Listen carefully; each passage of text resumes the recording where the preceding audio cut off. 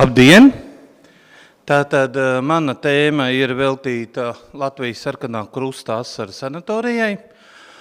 Un faktiski tā ir tāda maza tēma no tādas lielākas tēmas, kas ir tāds dziļāks pētījums nākotnē vispār par biedrību nozīmi Latvijas veselības aprūpes sistēmā un to ietekmu uz veselības aizsardzības sistēmu Latvijā starpkara periodā. Kāpēc tieši asaru sanatorija?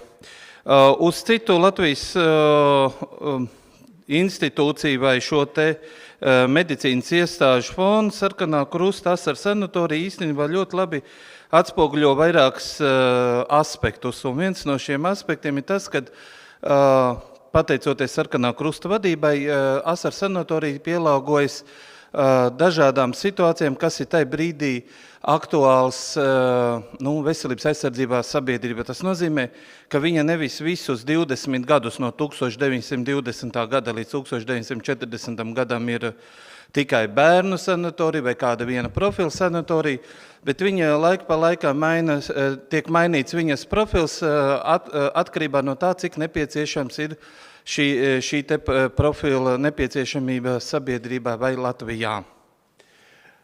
Ja nedaudz runājam par pašu sarkano krustu, tad organizācija ir izveidota 1918. gada 20. novembrī, un tas saistīts ar to, ka starptautiskam sarkanam krustam ir noteikums, ka vietējā sarkanā krusta organizācija var pastāvēt tikai tad, ja ir neatkarīga valsts. Ja Latvijas valsts būtu dibināta daudz ātrāk, iespējams arī Latvijas sarkanais krusts būtu dibināts daudz ātrāk. Vēl viena lieta, kas ir būtiska par sarkano krustu, ir tas, ka šī organizācija sadarbojoties ar citām starptautiskām organizācijām bija ļoti liels atspaids valsts, jaunizveidotās valsts, pilnīgi sabrukušās medicīnas sistēmas uzturēšanā. Pats sarkanais krusts Latvijas nevarētu neko palīdzēt, ja nebūtu bijusi šī te starptautiskā palīdzība no Amerikas sarkanā krusta, no Zviedrijas sarkanā krusta, Dānijas sarkanā krusta un daudzām citām dažādām organizācijām. Vēl viena būtiska lieta ir tas, ka sarkanais krusts ar laiku izveidojas arī par ļoti prestižu, ļoti plaši izvērstu organizāciju, un faktiski savas pastāvēšanas noslēguma posmā viņa apkalpo gandrīz visus Latvijas reģionus, nevar teikt, ka visus pagastus vai visas pilsētas, bet tā sistēma ir izveidota tāda, ka viņa darbojas tajās vietās, kur ir ļoti laba sadarbības ar pašvaldību, starp valsts institūcijām un citām organizācijām. Jo jāatcerās viena lieta, sarkanais krusts arī nav bezpeļņas organizācija, kur pēkšņi naudu saņem no kaut kāda pārpilnības ragā. Viņa arī ir pelnoša organizācija, lai spētu uzturēt savus iestādes. Ja nedaudz ieskatāmies asaru sanatorijas vēsturē, tad jāsaka tā, ka tā īstenībā šī te māja, šī vieta ir viena no vecākajām sarkanā krusta iestādēm, vēl pirms Latvijas sarkanā krusta, kas jau tiek dibināta Krievijas impērijas laikā, ar mērķi tātad izvietot šeit gan kā bērnu sanatorija, gan arī kā žēlsirdīgo māsu tāda atpūtas vieta. Būtiski arī ir tas, ka ja mēs šodien sarkano krustu stādamies priekšā, tad daudziem liekas, ka vienmēr sarkanais krusts ir palīdzējis vistrūcīgākajiem, visnabadzīgākajiem. Tad Krievijas impērijas laikā tie bērni, kas ārstējās vai uzturējās šai sanatorijā, īstenībā bija no vidusšķiras. Tāds, ka konkrēti tagad palīdzēsim šīm te trūcīgākajām sabiedrības daļām, tas tai laikā tā nebija, jo te arī ir jāatcerās, ka šo organizāciju pastāvēja zem šīs māsu savienības, un tur bija arī savi noteikumi, ko drīkstēja, ko nedrīkstēja. Tāpatām šie noteikumi noteica to, kad ja izceļās karadarbība vai konflikts situācijas, sarkanā krusta šī te asaru sanatorijas ēka automātiski tiek pielāgota militārajām vajadzībām. Un tā rezultātā gan Krievijas, Japānas kara laikā, gan Pirmā pasaules kara laikā Sarkanā krusta iestāde, šī te ēka faktiski tiek izveidot šī te, lazarete. Sākumā tas ir virsniekiem ievainotajiem, Pirmā pasaules kara laikā šeit jau ārstējās arī parastie karavīri. Vēl viena būtiska lieta, ka pēc Krievijas impērijas sabrukuma un izveidojoties Latvijas valstī, Latvijas sarkanais krusts pārņēma faktiski visas šīs te bijušās Krievijas impērijas sarkanā krusta iestādes, jo sevi definē kā šajā te Vidzemes un Kurzemes guberņās un Latgales daļā kā sarkanā krusta mantinieci. Tur notiek speciāli arī dokumentu vienošanās ar Krieviju tā brīža par to, ka saka, Latvijas sarkanam krustam ir tiesības pārņemt šīs iestādes.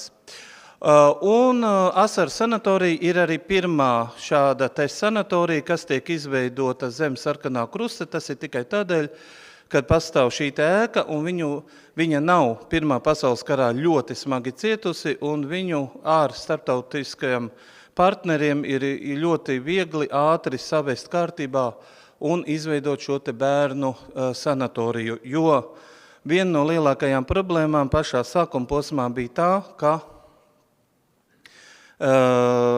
kad Latvijas valstī vispār nav līdzekļus, zeme ir izpostīta, vissmagākā situācija ir pilsētās, kur tiešām ļoti liels procents ģimeņi dzīvo zem, kā mēs teikt, zem jebkāda iztikas minimuma, notiek reāls bada situācijas, un tāpēc arī veidojas gan šīs te saucamās zupu virtuves, piena virtuves, lai faktiski palīdzētu šiem bērniem. Tas jāsaka gan, kad viss ir Amerikas sarkanā krusta galvenais atbalsts, lai vispār, kā saka, šo situāciju vērstu par labu. Asaru bērnu sanatorija faktiski darbojas līdz 1926. gadam. Sanatorija sākumā darbojas kā vienkārši kā iestāde, kurā pavasar vairāk tiek bērni uzturēti, bet ar laiku viņa arī pielāgojas vissezonāli, jo te ir tāds interesants aspekts. Tie, kas vakar bija pie Ūķa kunga, tad tur tika skaidrots, ka lielāka daļa Jūrmalas sanatorijas ir būvētas vasaras vajadzībām un ir ļoti grūti pielāgojams ziemas apstākļi, vissezonai. Un tas līdzīgi ir arī ar sarkanā krusta šo te Asaru sanatoriju, kad vajadzēja ļoti liels līdzekļus, lai šīs te abas ēkas tiktu pielāgots arī vissezonāli. Pēc bērnu sanatorijas, šīs te bērnu sanatorijas, tās vietā 1926. gadā tiek ierīkota tātad sanatorija kaulu tuberkulozes slimniekiem un invalīdiem, un tas ir saistīts ar to, ka ap 1925. gadu Latvijā jau sāk veidoties, parādās gan dažādas biedrības, gan arī dažādas bērnu sanatorijas, tāpat ļoti aktīvi veidojas tā saucamās bērnu kolonijas, tad atpūtas vietas bērniem vasarā. Savukārt kaulu tuberkulozes slimnieku skaits ir ļoti liels. Latvijā tajā laikā kaulu tuberkulozi ārstē Krimuldas kaulu tuberkulozes sanatorijā, kas ar pieder zem sarkanā krusta. Viņi pārpildīti un tā rezultātā tiek pieņemts lēmums, kad daļa no šiem te slimniekiem tiks pārvest uz šo Asaru sanatoriju, lai mazinātu pārslogoto Krimuldas kaulu tuberkulozes sanatoriju, jo kaulu tuberkulozes sanatorija ir kaulu tuberkuloze atšķirībā no plaušu tuberkulozes, tā ir ļoti ilgstoša ārstējama slimība. Tas nav pāris mēneši, tie var būt gadi. Te vēl jāatcerās arī tāds lieta, kad tai laikā vēl nepastāv penicilīns, brīnumlīdzeklīts, kas palīdz daudz slimību ārstēšanā. Interesanti ir vēl tāds moments, ka šī visu laiku sarkanais krusts, tātad galvenā valde arī sniedz līdzekļus, lai uzlabotu šo te iestādi, jo vēl viena būtiska lieta, ka sarkanais krusts sevi definē kā paraugu biedrību, un tā rezultātā jebkura iestāde, kas darbojas zem sarkanā krusta, tā ir parauga iestāde. Tāpēc tajā cenšas arī izvietot, ielikt viss tai brīdī modernākās gan medicīnas iekārtas, gan arī ārstēšanas procesus. Interesanti, ka 1929. gadā Asaru sanatorija tiek pārbūvēta, pilnībā faktiski tiek aizbūvētas šīs te saucamās vasaras terases, kas bija redzams fotogrāfijās pirms Pirmā pasaules kara, un tiek izveidota āras tāda terase, kurā tad šie te kaultuberkulozes slimnieki ar visām gultām tiek izstumt ārā, un viņi tad var uzņemt šīs te gaisa un saules peldes, jo viens no galvenajiem ārstēšanas veidiem pirms Otrā pasaules kara bija šīs te saules peldes, kā arī, protams, ziemas peldes. Tas ir gulēšana ziemas apstākļos, nepeldēšanās. Vēl būtisks moments ir, ka 1931. gadā, faktiski jau 20. gadu beigās, Latvijas sarkanais krusts saprot, ka Asaru sanatorija īsti nav pielāgot šiem te kaultuberkulozes slimniekiem, un tas slimnieku skaits ir tik liels, ka sāk meklēt jaunas telpas, kas tiek atrasts Liepājā, Karaostā. Un 31. gadā šo sanatorijas slimniekus tad pārved uz Liepāju. Un tad atkal sākās jau jauns posms šīs Asaru sanatorijas dzīvē. Es atvainojos. Un šeit faktiski izvietojas Latvijas jaunatnes sarkanā krusta bērnu vasaras kolonija. Viņa gan šeit Asaru sanatorijā vienā no ēkām jau pastāv no 26. gada, bet ar šo te 31. gadu viņi pārņem šo te lielo galveno ēku, kurā tad katru gadu tiek uzņemti vairāki simti bērnu, kuriem ir vajadzīga tā saucamā atveseļošanās, jeb atspirkšana, teiksim tā, jo tie ir pilsētnieki, bērni, kas nāk pārsvarā no Rīgas, no dažādām sociālām, kā šodien mēs teiktu, sociālām riska grupām vai trūcīgām ģimenēm. Un te ir arī tā lieta, ka šai saucamā bērnu kolonijas laikā, es atvainojos, faktiski ir pastāv arī režīms. Latvijas valsts vēstures arhīvā ir vairāki lietas, kurās ir vecāku sūdzības par to, ka pret bērniem ir vērsta, var teikt, uzbrukumi. Var teikt, bērni ir aizmukuši no sanatorijas, un vainīgi ir nevis bērni un vecāki, bet vainīgi ir sanatorija. Un tā tālāk.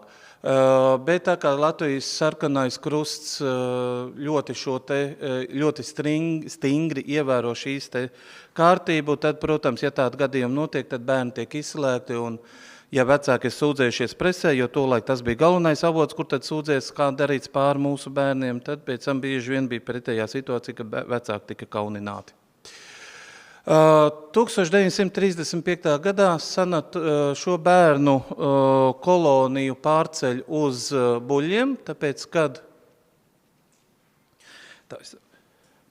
kad tiek saņemta, var teikt, ziedojums, divas lielas ēkas, vasarnīcas tiek nodotas Latvijas jaunatnes sarkanam krustam, un savukārt Asaru sanatorijā atkal sākās jauns posms. Un šis posms atkal ir sastīts tātad atkal ar jaunu, kā saka, iekšējo struktūru. Tas ir, kad Asaru sanatorija pāriet Latvijas sarkanā krusta žēlsirdīgo māsu rīcībā, kurā tiek atvērts atpūtas nams. Atpūtas nams gan tiek atvērts jau 29. gadā tā saucamajā mazajā mājā, bet te bija tas iemesls, kāpēc vajadzēja šīm žēlsirdīgām māsām šādu namu. Tas tādēļ, ka Latvijas brīvās laikā vēl īsti nepastāv tā pensiju sistēma, ko mēs saprotam šodien. Principā cilvēkiem nācās strādāt ļoti ilgi, smagi, un bieži vien pie 50-gadīgām sievietēm ir uzrakstīts darba nespējīgas, slimas un tā tālāk, tad vairs nav spējīgas, sevi uzturēt. Un tāpēc arī šis te atpūtas nams daļēji veidojas arī kā tāda vieta, kur māsas arī var uzturēties visu cauru gadu. Vēl būtisks ir tas, kad bez šīs te žēlsirdīgo māsu nama šeit pat Asaru sanatorijā tad tiek izveidota vēl viena institūcija, un tā ir palīga sanatorija karā cietušo ģimenēm Asaros, jeb atpūtas nams karā cietušo ģimenes locekļiem. Pamatojums, kāpēc tāds ir vajadzīgs, jo īstenībā ir vairāk šādas te saucamās sanatorijas karavīriem. Sarkanais krusts pamato ar to, kad lūk šīs te armijas sanatorijas ir domāts karavīriem, ne viņu ģimenes locekļiem. Un šis ir tieši vērsts uz šiem te ģimenes locekļiem, īpaši tiem kara invalīdiem vai karā cietušo ģimenes locekļiem, kas nāk no ļoti trūcīgajām ģimenēm, kur ir vajadzīgs arī savu veidu atbalsts mātēm, lai māte varētu atpūsties uz pāris nedēļām no savas ikdienas rutīnas. Bieži vien mātes tiek ņemts ar vismazākajiem bērniem, bet tas arī tāds kā atbalsts šīm te mātēm. Jāsaka tā, ka runājot par Asaru sanatoriju jau pēc 1940. gada, kad Latvijas sarkanais krusts tiek iekļauts PSRS sarkanā krusta un sarkanā pusmēnesa biedrībā, ja vienkārši mēs varētu teikt, viņš gandrīz tiek likvidēts. Asaru sanatorija faktiski tiek atbrīvota, un Otrā pasaules karā sākuma posmā viņā faktiski tiek izvietota armija. Tātad, es atvainojos, nacistiskās Vācijas lazarete tiek izveidota pēc Otrā pasaules kara, tajā atrodas dažādas institūcijas, un tagad pašlaik tajā atrodas Vaivaru pamatskola. Savā ziņā šī te sanatorija visas savas pastāvēšanas laikā ir pildījusi šo te, sabiedrībai nozīmīgo lomu un saglabājusi šo te funkciju. Viņa nav pārvērsta ne par kādu atpūcinām, privātu dzīvokli vai vēl kaut ko, bet viņa kalpo sabiedrībai un kalpo sabiedrībai ar tām funkcijām, kas tai brīdī sabiedrībai ir nepieciešams. Kopumā jāsaka tā, kad Latvijas sarkanā krusta apdomīgā un profesionālā darbība veicināja, ka Asaru sanatorijā no 1920. līdz 1940. gadam atradās 5 dažādas profila ārstniecības un atpūtas iestādes, kas tika ierīkots brīžos, kad bija nepieciešamība pēc tām. Paldies par uzmanību! Paldies!